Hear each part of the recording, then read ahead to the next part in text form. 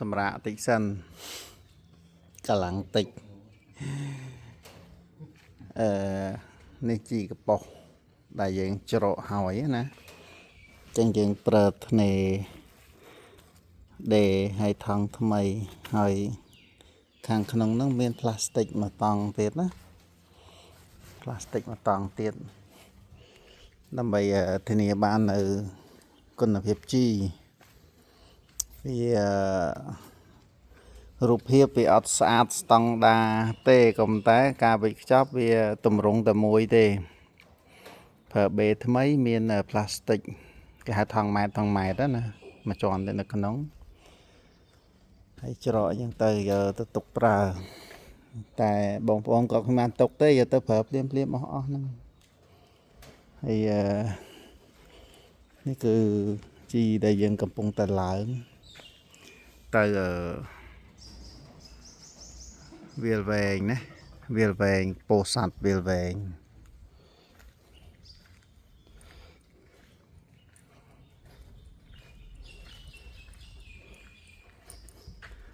បងប្អូនជីដែលបតុមត្រូវកើបន្តហ្នឹង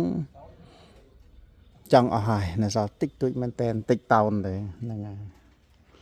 ញ្ចឹងសទៅខ្លាចអស់តែយ៉ាងណាក៏ខ្ញុំធ្វើបន្តវិលជុំដែរបតុមវិលជុំនេះគឺដែលយើងបតុមហើយចេញជាសាច់ជីណាបងប្អូនឃើញទេសាច់ជីស្អាតសាច់ជីបើដឹងអែមហើយដាក់មកដល់ឆ្វាចសាច់ជីហើយសម្រាប់មេរោគរួចអស់បញ្ចូលរូបមន្តឆននោះស្តាមេហ្នឹងហើយអ្នកធ្វើជីអ្នកប្រើដឹងហ៎យើងធ្វើជីប្រកបដោយចំណេះវិជ្ជាគឺយើងរៀនសូត្រចេញពីសាលាត្រឹមត្រូវហើយនេះផលិតផលកូនខ្មែរបងប្អូន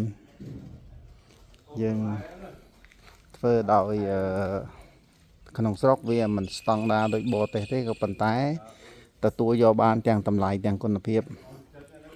ហើយមើលដើមឈើដែលយើងប្រើជីនេះឃើញទេល្អណាស់ក្បែរផងឃើញជាក់ស្ដែងណាជែកអីដោះតែក្នុងហូងក៏ល្អដែរដីនេះវាដីសែក៏ប៉ុន្តែវាហិតជីអូណាស្វាយទុំអស់មុននេះច្រើនណាស្វាយផ្លែ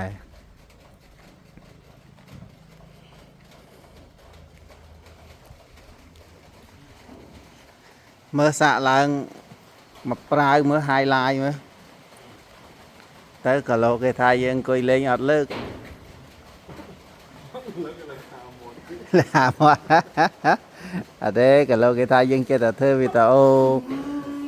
ដឹងណាដឹងណីអញ្ចឹងណាចេះតែដាក់មកអញ្ចឹងណាតែអត់ទេនេះគឺសកម្មភាពជាក់ស្ដែងឃើញទេឡើងអញ្ចឹងតែគាត់ហត់ហើយណាមួយគាត់ឃ្លានបាយទៅហើយអាត្មានេះម៉ោង 12 នោះ